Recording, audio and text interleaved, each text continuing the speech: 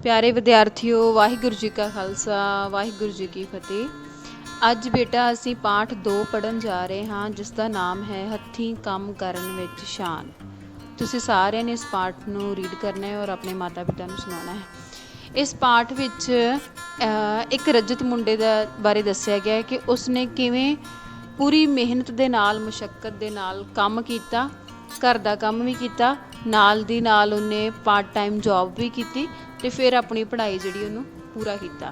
सो लेखक ने दस्सिया है कि किसी भी काम नूं नीवा नहीं समझना चाहिए, हर काम नूं प्यार ते सत्कार नाल करना चाहिए है। कदे भी किसी काम नूं घटिया समझ के छड्ड नहीं देना चाहिए, तां ही असीं सफल हो सकते हैं जेकर असीं चंगी नीयत दे नाल काम करते हैं। ठीक है, बिना किसी निक्के ਜਾਂ ਵੱਡੇ ਕੰਮ ਨੂੰ ਦੇਖਿਆ ਕੰਮ ਕਰਦੇ ਹਾਂ, ਤਾਂ ਹੀ ਅਸੀਂ ਸਫਲ ਹੋ ਸਕਦੇ ਜ਼ਿੰਦਗੀ ਦੇ ਵਿੱਚ। ਠੀਕ ਹੈ, ਹੁਣ ਅਸੀਂ ਪਾਠ ਨੂੰ ਸ਼ੁਰੂ ਕਰਨ ਲੱਗੇ ਹਾਂ। ਠੀਕ ਹੈ, ਸੁਣੋ। ਅਜਿਤ 8ਵੀਂ ਪਾਸ ਕਰਕੇ ਤੇ 9ਵੀਂ 'ਚ ਦਾਖਲ ਹੋ ਗਿਆ ਸੀ। ਉਹ ਅੱਗੇ ਪੜ੍ਹਨਾ ਚਾਹੁੰਦਾ ਸੀ, ਪਰ ਉਸਦੇ ਮਤਲਬ ਘਰ ਦੇ ਹਾਲਾਤ ਇਹੋ ਜਿਹੇ ਸੀ ਕਿ ਉਹ ਪੜ੍ਹ ਨਹੀਂ ਸਕਦਾ ਸੀ। ਜਿਵੇਂ ਕਿ ਉਸਦੇ ਪਿਤਾ ਜੀ ਇੱਕ ਦਫ਼ਤਰ ਵਿੱਚ ਮੁਲਾਜ਼ਮ ਸਨ, ਉਹਨਾਂ ਦੀ ਤਨਖਾਹ ਦੇ ਨਾਲ ਸਿਰਫ ਉਹਨਾਂ ਦੇ ਘਰ ਦਾ ਹੀ ਗੁਜ਼ਾਰਾ ਚੱਲਦਾ ਸੀ। ਮੁਲਾਜ਼ਮ ਕੀ ਹੁੰਦਾ ਹੈ? ਮੁਲਾਜ਼ਮ ਹੁੰਦਾ ਹੈ ਕਿਸੇ ਦਫ਼ਤਰ ਦੇ ਵਿੱਚ ਕੰਮ ਕਰਨਾ, ਕਰਮਚਾਰੀ। ਠੀਕ ਹੈ। ਅੜਿੱਕਾ ਕੀ ਹੁੰਦਾ ਹੈ? ਰੁਕਾਵਟ। ਨਾਲ ਮੈਂ ਜਿਹੜੇ ਰੈੱਡ ਲਾਈਨ ਸ਼ਬਦ ਉਹਨਾਂ ਦੇ ਅਰਥ ਦੱਸੀ ਜਾਵਾਂਗੀ, ਤੁਸੀਂ ਨੋਟ ਵੀ ਕਰ ਲੈਣਾ। ਠੀਕ ਹੈ, ਅੜਿੱਕਾ ਹੁੰਦਾ ਰੁਕਾਵਟ, ਕਿਸੇ ਵੀ ਕੰਮ ਵਿੱਚ ਰੁਕਾਵਟ ਹੁੰਦੀ। ਪਿਤਾ ਮੁਲਾਜ਼ਮ ਸੀਗੇ ਤੇ ਅੜਿੱਕਾ ਕੀ ਸੀਗਾ ਕਿ ਘਰ ਦੀ ਹਾਲਤ ਚੰਗੀ ਨਹੀਂ ਸੀ, ਇਸ ਕਰਕੇ ਉਸਨੂੰ ਉਹ ਇੰਨੇ ਪੈਸੇ ਨਹੀਂ ਸਨ ਕਿ ਉਹ ਫੀਸ ਭਰ ਕੇ ਤੇ ਪੜ੍ਹ ਸਕੇ। ਠੀਕ ਹੈ, ਹੁਣ ਉਸ ਮਤਲਬ ਉਹਦੀ ਇੱਕ ਵੱਡੀ ਭੈਣ ਵੀ ਸੀ, ਇੱਕ ਛੋਟਾ ਭਰਾ ਵੀ ਸੀਗੇ। ਇਹਨਾਂ ਦੀ ਪੜ੍ਹਾਈ ਦਾ ਖਰਚਾ ਵੀ ਕਰਨਾ ਸੀ ਉਹਨਾਂ ਨੇ, ਨਾਲ ਉਸਦੀ ਮਾਂ ਵੀ ਬਿਮਾਰ ਰਹਿੰਦੀ ਸੀ, ਉਸਦੀ ਦਵਾਈਆਂ ਦਾ ਵੀ ਖਰਚੇ ਸਨ। ਮਤਲਬ ਘਰ ਦੇ ਹਾਲਾਤ ਇਹੋ ਜਿਹੇ ਸਨ ਕਿ ਉਹ ਮਤਲਬ ਪੜ੍ਹ ਨਹੀਂ ਸਕਦਾ ਅੱਗੇ। ਹੈ ਰਜਤ ਜਿਹੜਾ ਹਸਮੁਖ ਮੁੰਡਾ ਸੀ, ਸਾਰੇ ਉਹਨੂੰ ਪਸੰਦ ਕਰਦੇ ਸੀ, ਉਸਦੇ ਬਹੁਤ ਸਾਰੇ ਮਿੱਤਰ ਵੀ ਸਨ, ਸਾਰੇ ਮਦਦ ਕਰਨੀ ਚਾਹੁੰਦੇ ਸੀ ਪਰ ਕਰ ਨਹੀਂ ਸਕਦੇ ਸੀ। ਠੀਕ ਹੈ, ਫਿਰ ਇੱਕ ਦਿਨ ਉਸਨੇ ਆਪਣੇ ਜਿਹੜਾ ਜਤਿੰਦਰ, ਉਸ ਤੋਂ 2 ਸਾਲ ਵੱਡਾ ਉਸਦਾ ਦੋਸਤ ਸੀ। ਠੀਕ ਹੈ, ਜਤਿੰਦਰ ਯਾਦ ਰੱਖਣਾ। ਰਜਤ ਉਹ ਮੁੰਡਾ ਸੀ ਜਿਹੜਾ ਪੜ੍ਹਨਾ ਚਾਹੁੰਦਾ ਸੀ, ਜਤਿੰਦਰ ਉਸਦਾ ਦੋਸਤ ਸੀਗਾ। ਠੀਕ ਹੈ, ਉਹ 11ਵੀਂ ਜਮਾਤ ਵਿੱਚ ਪੜ੍ਹਦਾ ਸੀ।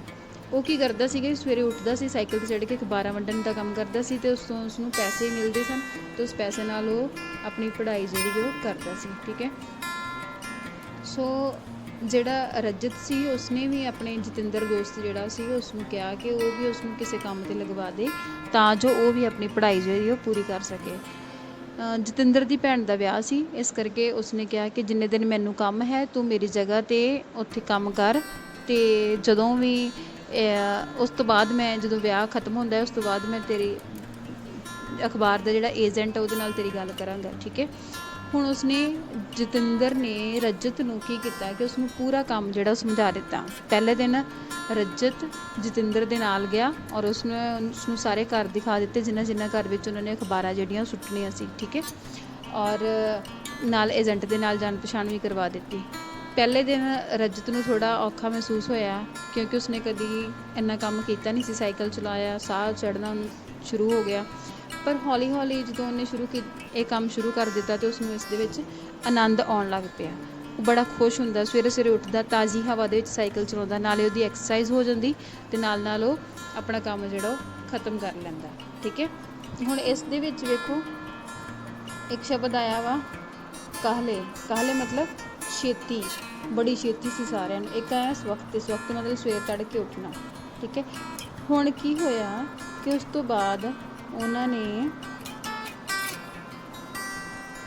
ਵੇਖੋ ਨੈਕਸਟ ਦੂਜਾ ਪੇਜ, ਇਸ ਵਿੱਚ ਕੀ ਹੋਇਆ ਕਿ ਉਸਨੇ ਹੁਣ ਇਹ ਕੰਮ ਕਰਨਾ ਸ਼ੁਰੂ ਕਰ ਦਿੱਤਾ ਅਤੇ ਉਸਨੂੰ ਬੜਾ ਵਧੀਆ ਮਹਿਸੂਸ ਹੋਣ ਲੱਗ ਪਿਆ।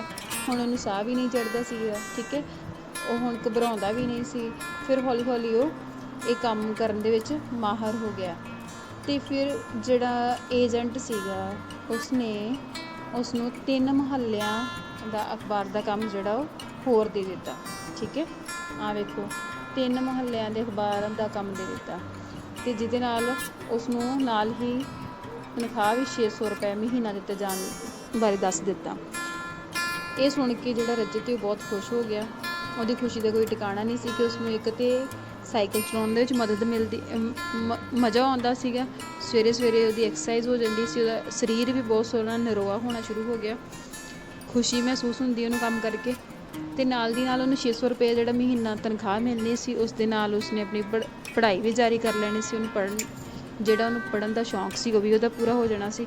ਸੋ ਇਸ ਤਰੀਕੇ ਨਾਲ ਉਹ ਖੁਸ਼ ਹੋ ਗਿਆ ਅਤੇ ਕਦੀ ਵੀ ਕੰਮ ਕਰਨ ਤੋਂ ਮਤਲਬ ਇਨਕਾਰ ਨਹੀਂ ਕਰਦਾ, ਦੁਖੀ ਨਹੀਂ ਹੁੰਦਾ ਕਿ ਮੈਨੂੰ ਕੰਮ ਕਰਨਾ ਪੈ ਰਿਹਾ, ਮੈਨੂੰ ਪੜ੍ਹਨਾ ਵੀ ਪੈ ਰਿਹਾ ਔਰ ਮੈਂ ਸਵੇਰੇ ਸਵੇਰੇ ਕੰਮ ਵੀ ਕਰਦਾ, ਫਿਰ ਸਕੂਲ ਜਾਂਦਾ, ਇਹੋ ਜਿਹਾ ਉਹਨੂੰ ਬਿਲਕੁਲ ਮਹਿਸੂਸ ਨਹੀਂ ਹੁੰਦਾ ਸੀ। ਭਾਵ ਹੱਥੀਂ ਕੰਮ ਕਰਨ 'ਚ ਉਹਨੂੰ ਸਗੋਂ ਸ਼ਾਨ ਮਹਿਸੂਸ ਹੁੰਦੀ ਔਰ ਉਹ ਖੁਸ਼ੀ ਮਹਿਸੂਸ ਹੁੰਦੀ। ਨੈਕਸਟ ਵੇਖੋ ਫਿਰ ਉਹ ਕੀ ਕਰਦਾ ਕਿ ਜਦੋਂ ਉਹ ਸਵੇਰੇ ਸਵੇਰੇ ਅਖਬਾਰਾਂ ਸੁੱਟਣ ਜਾਂਦਾ ਅਤੇ ਕਈ ਵਾਰੀ ਉਹਨੂੰ ਰਸਤੇ ਦੇ ਵਿੱਚ ਕੋਈ ਆਦਮੀ ਮਿਲ ਜਾਂਦਾ, ਉਹਨੂੰ ਉਹ ਸਤਿ ਸ਼੍ਰੀ ਅਕਾਲ ਬੁਲਾਉਂਦਾ ਅਤੇ ਉਹਦੇ ਨਾਲ ਉਹ ਹੋਰ ਖੁਸ਼ ਹੋ ਜਾਂਦਾ। ਕਈ ਵਾਰੀ ਅਖਬਾਰ ਕੋਈ ਉਡੀਕਦਾ ਹੁੰਦਾ, ਦਰਵਾਜ਼ੇ ਦੇ ਅੱਗੇ ਮਿਲ ਜਾਂਦਾ ਅਤੇ ਉਸਨੂੰ ਉਹ ਰਜਤ ਸਤਿ ਸ਼੍ਰੀ ਅਕਾਲ ਬੁਲਾਉਂਦਾ ਅਤੇ ਅੱਗਿਓਂ ਉਹਨੂੰ ਬਹੁਤ ਸਾਰੀਆਂ ਅਸੀਸਾਂ ਵੀ ਮਿਲਦੀਆਂ, ਜਿਉਂਦਾ ਰਹਿ ਪੁੱਤਰ, ਠੀਕ ਹੈ। ਇਹੋ ਜਿਹੀਆਂ ਅਸੀਸਾਂ ਜਿਹੜੀਆਂ ਮਿਲਦੀਆਂ ਰਹੇ, ਜਵਾਨੀਆਂ ਮਾਣ, ਸ਼ਾਬਾਸ਼, ਇਹੋ ਜਿਹੀਆਂ ਅਸੀਸਾਂ ਜਿਹੜੀਆਂ ਬਜ਼ੁਰਗਾਂ ਵੱਲੋਂ ਬਾਕੀਆਂ ਵੱਲੋਂ ਮਿਲਦੀਆਂ, ਠੀਕ ਹੈ। ਇੱਕ ਦਿਨ ਕੀ ਹੋਇਆ ਕਿ ਇੱਕ ਬਜ਼ੁਰਗ ਪਾਠਕ ਹੁੰਦਾ ਜਿਹੜਾ ਪੜ੍ਹਨ ਵਾਲਾ, ਠੀਕ ਹੈ। ਬਜ਼ੁਰਗ ਪਾਠਕ ਜਿਹੜਾ ਸੀ ਉਸਨੇ ਉਸਦਾ ਨਾਮ ਵੀ ਪੁੱਛਿਆ ਕਿ ਉਸਦਾ ਨਾਮ ਕੀ ਹੈ ਅਤੇ ਪਿੱਠ ਦੇ ਉੱਤੇ ਥਾਪੜਾ ਦੇ ਕੇ ਸ਼ਾਬਾਸ਼ੀ ਦਿੰਦੇ ਹੋਏ ਇਹ ਵੀ ਕਿਹਾ ਕਿ ਇਹ ਬਹੁਤ ਵਧੀਆ ਗੱਲ ਹੈ ਕਿ ਤੂੰ ਜਿਹੜਾ ਹੱਥੀਂ ਕੰਮ ਕਰ ਰਿਹਾ, ਮੈਨੂੰ ਬਹੁਤ ਵਧੀਆ ਲੱਗਦਾ ਹੈ। ਇਸ ਦੇ ਨਾਲ ਤੇਰਾ ਸਰੀਰ ਵੀ ਵਧੀਆ ਰਹੇਗਾ ਔਰ ਤੈਨੂੰ ਸਵਖਤੇ ਉੱਠਣ ਦੀ ਆਦਤ ਵੀ ਪੈ ਜਾਵੇਗੀ ਔਰ ਫਰੈਸ਼ ਹਵਾ ਦੇ ਵਿੱਚ ਤੈਨੂੰ ਸਾਈਕਲ ਚਲਾਉਣ ਦਾ ਮੌਕਾ ਵੀ ਮਿਲਦਾ ਹੈ। ਇਹ ਸਾਰੀਆਂ ਗੱਲਾਂ ਜਿਹੜੀਆਂ ਤੇਰੇ ਵਾਸਤੇ ਬਹੁਤ ਵਧੀਆ ਹਨ। ਅਤੇ ਉਹ ਕਹਿੰਦਾ ਕਦੇ ਵੀ ਕਿਸੇ ਵੇਖੋ ਬਜ਼ੁਰਗ ਨੇ ਕਿਹਾ ਕਿ ਤੂੰ ਕਦੇ ਵੀ ਕਿਸੇ ਕੰਮ ਨੂੰ ਨੀਵਾਂ ਜਾਂ ਘਟੀਆ ਨਹੀਂ ਸਮਝਣਾ, ਠੀਕ ਹੈ, ਤਾਂ ਹੀ ਤੁਸੀਂ ਜੀਵਨ ਦੇ ਵਿੱਚ ਆਪਣੇ ਤਰੱਕੀ ਕਰ ਸਕਦੇ ਹੋ। ਤੇ ਉਹਨੇ ਸ਼ਾਬਾਸ਼ੀ ਦਿੱਤੀ, ਠੀਕ ਹੈ।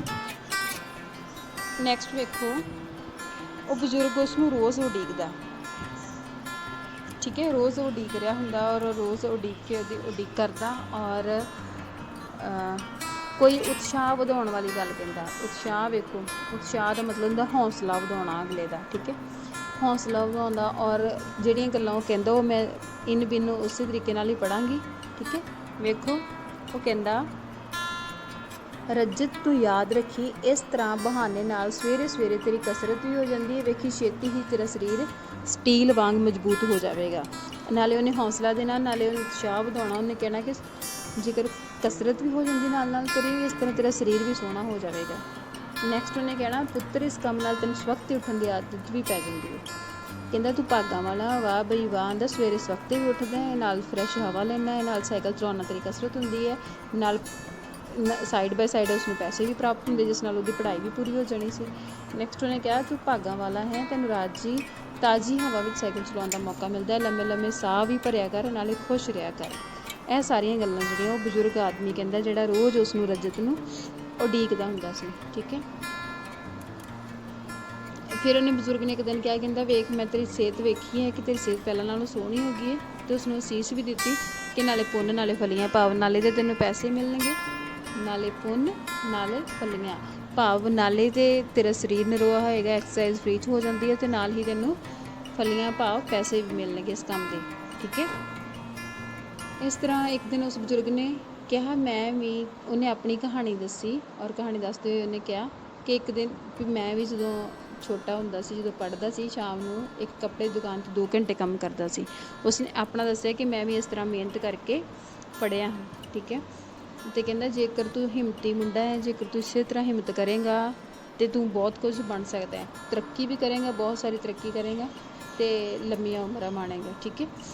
ਜਦੋਂ ਇਹ ਗੱਲ ਜਿਹੜੀ ਬਜ਼ੁਰਗ ਵਾਲੀ ਰਜਤ ਨੇ ਆਪਣੀ ਮਾਂ ਨੂੰ ਦੱਸੀ ਤਾਂ ਉਹ ਵੀ ਬਹੁਤ ਖੁਸ਼ ਹੋਈ, ਅਤੇ ਉਹਨੇ ਕਿਹਾ ਕਿ ਹਮੇਸ਼ਾ ਤੁਹਾਨੂੰ ਉਸ ਬਜ਼ੁਰਗ ਦੀਆਂ ਗੱਲਾਂ ਜਿਹੜੀਆਂ ਉਹਨਾਂ ਨੂੰ ਯਾਦ ਰੱਖਣਾ ਚਾਹੀਦਾ, ਕਿਉਂਕਿ ਉਹ ਕਿਹੜੀਆਂ ਗੱਲਾਂ ਸਨ, ਹੌਸਲਾ ਵਧਾਉਣ ਵਾਲੀਆਂ, ਢਾਉਣ ਵਾਲੀਆਂ ਨਹੀਂ। ਇਹ ਨਹੀਂ ਕਿ ਜੇ ਕੋਈ ਕੰਮ ਕਰ ਰਿਹਾ ਤਾਂ ਉਸਨੂੰ ਕਹਿਣਾ ਨਹੀਂ ਆਹ ਕੰਮ ਨਹੀਂ ਚੰਗਾ ਤੇਰੇ ਵਾਸਤੇ, ਆਹ ਕੰਮ ਨਾ ਕੀਤਾ ਜਾਵੇ। ਹੌਸਲਾ ਢਾਉਣ ਵਾਲੀਆਂ ਗੱਲਾਂ ਨਹੀਂ ਸੀ ਕਰ ਰਿਹਾ, ਸਗੋਂ ਉਹ ਮਤਲਬ ਉਤਸ਼ਾਹ ਵਾਲੀਆਂ ਗੱਲਾਂ ਕਰਦਾ ਸੀ, ਉਸਦਾ ਹੌਸਲਾ ਵਧਾਉਂਦਾ ਸੀ, ਠੀਕ ਹੈ।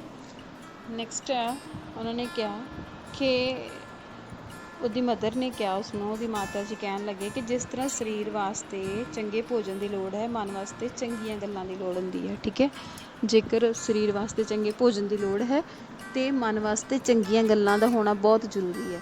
ਕਿਉਂਕਿ ਜੇਕਰ ਅਸੀਂ ਗੱਲਾਂ ਚੰਗੀਆਂ, ਉਤਸ਼ਾਹ ਭਰਪੂਰ, ਅੱਗੇ ਵਧਣ ਵਾਲੀਆਂ ਗੱਲਾਂ ਸੁਣਾਂਗੇ ਨਹੀਂ, ਠੀਕ ਹੈ, ਫਿਰ ਸਾਡੇ ਵਿੱਚ ਹੌਸਲਾ, ਉਤਸ਼ਾਹ ਜਾਂ ਕੰਮ ਕਰਨ ਦੀ ਚਾਹਤ ਪੈਦਾ ਨਹੀਂ ਹੁੰਦੀ। ਸੋ ਇਸ ਵਾਸਤੇ ਜੇਕਰ ਸਰੀਰ ਨੂੰ ਚਲਾਉਣ ਵਾਸਤੇ ਭੋਜਨ ਦੀ ਜ਼ਰੂਰਤ ਹੈ, ਭੋਜਨ ਨਹੀਂ ਖਾਵਾਂਗੇ 1 ਦਿਨ 2 ਦਿਨ, ਤਾਂ ਸਾਡਾ ਸਰੀਰ ਕਮਜ਼ੋਰ ਹੋਣਾ ਸ਼ੁਰੂ ਹੋ ਜਾਂਦਾ। ਇਵੇਂ ਹੀ ਮਨ ਵਾਸਤੇ ਚੰਗਾ ਭੋਜਨ ਦੇ ਨਾਲ ਨਾਲ ਮਨ ਵਾਸਤੇ ਚੰਗੀਆਂ ਗੱਲਾਂ ਦਾ ਹੋਣਾ ਬਹੁਤ ਜ਼ਰੂਰੀ ਹੈ। ਤਾਂ ਹੀ ਸਾਨੂੰ ਗੁਰੂ ਨਾਨਕ ਦੇਵ ਜੀ ਨੇ ਹਰ ਰੋਜ਼ ਜਪਜੀ ਸਾਹਿਬ ਨਾਲ ਜੁੜਨ ਦਾ ਸੰਦੇਸ਼ ਦਿੱਤਾ ਸੀ। ਉਹਨਾਂ ਨੇ ਕਿਹਾ ਸੀ ਕਿ ਰੋਜ਼ ਉੱਠ ਕੇ ਜਪਜੀ ਸਾਹਿਬ ਦਾ ਪਾਠ ਕਰਨਾ ਹੈ। ਠੀਕ ਹੈ, ਇਸੇ ਲਈ ਕਿਹਾ ਗਿਆ ਸੀ ਕਿਉਂਕਿ ਮਨ ਵਾਸਤੇ ਚੰਗੀਆਂ ਗੱਲਾਂ ਦਾ ਹੋਣਾ ਬਹੁਤ ਜ਼ਰੂਰੀ ਹੈ, ਮਨ ਨੂੰ ਉਤਸ਼ਾਹ ਦੇਣ ਵਾਲੀਆਂ ਗੱਲਾਂ। ਸੋ ਇਸ ਕਰਕੇ ਜਪਜੀ ਸਾਹਿਬ ਸਾਨੂੰ ਪੜ੍ਹਨ ਲਈ ਹਦਾਇਤ ਕੀਤੀ ਸੀ ਕਿ ਰੋਜ਼ ਉੱਠ ਕੇ ਪਹਿਲਾਂ ਜਪਜੀ ਸਾਹਿਬ ਦਾ ਜਪ ਕਰਨਾ ਹੈ ਅਤੇ ਫਿਰ ਕੋਈ ਕੰਮ ਕਰਨਾ ਹੈ। ਠੀਕ ਹੈ, ਵੇਖੋ ਨੈਕਸਟ ਹੈ, ਇਹ ਤਾਂ ਉਤਸ਼ਾਹ ਵਧਾਊ ਗੱਲਾਂ ਹਨ। ਹੁਣ ਇਹ ਕੀ ਹੋਇਆ ਕਿ ਲਾਸਟ 'ਤੇ ਵੇਖੋ ਕਿ ਹੁਣ ਰਜਤ ਦਾ ਜਿਹੜਾ ਕੰਮ ਕਰਨ ਵਿੱਚ ਕੋਈ ਸ਼ਰਮ ਉਹਨੂੰ ਮਹਿਸੂਸ ਨਹੀਂ ਹੁੰਦੀ ਸੀ। ਠੀਕ ਹੈ, ਉਹ ਚਾਅ ਨਾਲ ਸਕੂਲ ਵੀ ਜਾਂਦਾ ਸੀ, ਸਰੀਰ ਵੀ ਵਧੀਆ ਹੋ ਗਿਆ ਸੀ ਉਸਦਾ। ਠੀਕ ਹੈ, ਉਸਨੇ ਆਪਣੀ ਇੱਕ ਕਿਤਾਬ ਪੜ੍ਹੀ ਜਦੋਂ, ਉਸ ਵਿੱਚ ਉਸਨੇ ਇੱਕ ਰਾਸ਼ਟਰਪਤੀ ਬਾਰੇ ਵੀ ਪੜ੍ਹਿਆ। ਇਹ ਤੁਹਾਡਾ ਹੋਮਵਰਕ ਵੀ ਆ, ਤੁਸੀਂ ਵੇਖਣਾ ਹੈ ਕਿ ਉਹ ਕਿਹੜਾ ਰਾਸ਼ਟਰਪਤੀ ਸੀ। ਔਰ ਵੇਖੋ ਇੱਕ ਰਾਸ਼ਟਰਪਤੀ ਬਾਰੇ ਬਚਪਨ ਵਿੱਚ ਇੱਕ ਅਜਿਹਾ ਕੰਮ ਕਰਨਾ ਪਿਆ ਉਹਨੂੰ। ਠੀਕ ਹੈ, ਉਸਨੂੰ ਵੀ ਇਹੀ ਕੰਮ ਕਰਨਾ ਪਿਆ ਸੀਗਾ। ਉਹਨਾਂ ਨੇ ਆਪਣੀ ਇੱਕ ਕਿਤਾਬ ਵਿੱਚ ਇਸ ਬਾਰੇ ਲਿਖਿਆ ਵੀ ਸੀ ਤਾਂ ਕਿ ਹਰ ਬੱਚੇ ਪ੍ਰੇਰਨਾ ਲੈ ਸਕਣ। ਇਹ ਤੁਸੀਂ ਲੱਭ ਕੇ ਆਨਸਰ ਮੈਨੂੰ ਪੋਸਟ ਕਰਨਾ ਵਟਸਐਪ ਗਰੁੱਪ ਦੇ ਵਿੱਚ ਕਿ ਉਹ ਕਿਹੜਾ ਰਾਸ਼ਟਰਪਤੀ ਸੀ ਜਿਸ ਨੇ ਬਚਪਨ ਵਿੱਚ ਅਜਿਹਾ ਕੰਮ ਕੀਤਾ ਸੀਗਾ। ਠੀਕ ਹੈ, ਸੋ ਉਹਨੇ ਇਹ ਤੋਂ ਪ੍ਰੇਰਨਾ ਲਈ ਅਤੇ ਦੈਨ ਇਹ ਵੀ ਕਿਤੇ ਪੜ੍ਹ ਲਿਆ ਕਿ ਬਾਹਰਲੇ ਕਈ ਦੇਸ਼ਾਂ 'ਚ ਪੜ੍ਹੋ ਅਤੇ ਨਾਲ ਨਾਲ ਆਪਣਾ ਖਰਚ ਕੱਢਣ ਕਮਾਓ। ਇਹ ਸਾਰਿਆਂ ਨੂੰ ਤੁਹਾਨੂੰ ਪਤਾ ਕਿ ਬਾਹਰਲੇ ਦੇਸ਼ਾਂ ਵਿੱਚ ਪੇਰੈਂਟਸ ਜਿਹੜੇ ਆ ਉਹ ਬੱਚਿਆਂ ਵਾਸਤੇ ਰਾਸ਼ੀ ਜਮ੍ਹਾਂ ਨਹੀਂ ਕਰਦੇ ਕਿ ਪੈਸਾ ਜਮ੍ਹਾਂ ਕਰ ਦੇਣ, ਘਰ ਬਣਾ ਦੇਣ, ਜ਼ਮੀਨਾਂ ਲੈ ਦੇਣ। ਉੱਥੇ ਬੱਚਿਆਂ ਨੂੰ ਖੁਦ ਕੰਮ ਕਰਨਾ ਪੈਂਦਾ ਹੈ ਔਰ ਆਪਣਾ ਖਰਚਾ ਆਪੇ ਹੀ ਕੱਢਣਾ ਪੈਂਦਾ ਹੈ। ਸੋ ਇਹ ਗੱਲ ਵੀ ਉਸਨੇ ਪੜ੍ਹ ਲਈ, ਜਿਸ ਤੋਂ ਉਸਦਾ ਹੌਸਲਾ ਜਿਹੜਾ ਹੋਰ ਵੱਧ ਗਿਆ ਅਤੇ ਉਸਨੇ ਸੋਚਿਆ ਕਿ ਹੁਣ ਉਹ ਹੋਰ ਮਿਹਨਤ ਕਰੇਗਾ। ਇੱਕ ਦਿਨ ਰਜਤ ਨੂੰ ਉਸਦੀ ਮਾਂ ਨੇ ਕਿਹਾ ਕਿ ਤੇਰਾ ਆਤਮ ਨਿਰਭਰ ਹੋਣ ਵੱਲ ਪਹਿਲਾ ਕਦਮ ਹੈ। ਠੀਕ ਹੈ, ਆਤਮ ਨਿਰਭਰ ਵੀ ਹੋਣਾ ਜ਼ਰੂਰੀ ਹੈ। ਆਤਮ ਨਿਰਭਰ ਹੋਣਾ ਹੁੰਦਾ ਹੈ ਕਿ ਆਪਣੇ ਆਪ 'ਤੇ ਡਿਪੈਂਡ ਹੋਣਾ। ਠੀਕ ਹੈ, ਕਿਸੇ ਦੇ ਅੱਗੇ ਹੱਥ ਨਾ ਫੈਲਾਉਣਾ, ਕਿਸੇ ਕੋਲੋਂ ਮੰਗਣ ਦੀ ਜਗ੍ਹਾ 'ਤੇ ਆਪਣੀ ਮਿਹਨਤ ਦੀ ਕਮਾਈ ਦੇ ਨਾਲ ਆਪਣਾ ਕੰਮ ਆਪ ਚਲਾਉਣਾ। ਠੀਕ ਹੈ, ਆਤਮ ਨਿਰਭਰ ਹੋਣ ਵਾਲਾ ਪਹਿਲਾ ਕਦਮ ਉਹਨੇ ਕਿਹਾ ਕਿ ਇਸ ਨਾਲ ਤੈਨੂੰ ਆਲਸ ਦਾ ਤਿਆਗ ਵੀ ਅਤੇ ਸਖਤ ਮਿਹਨਤ ਕਰਨ ਦੀ ਆਦਤ ਪੈ ਗਈ। ਇੱਕ ਤਾਂ ਆਲਸ ਦਾ ਤਿਆਗ ਹੋ ਗਿਆ। ਠੀਕ ਹੈ, ਆਲਸ ਦਾ ਤਿਆਗ ਹੋ ਗਿਆ ਭਾਵ ਸਵੇਰੇ ਤੜਕੇ ਉੱਠਣ ਲੱਗ ਗਿਆ।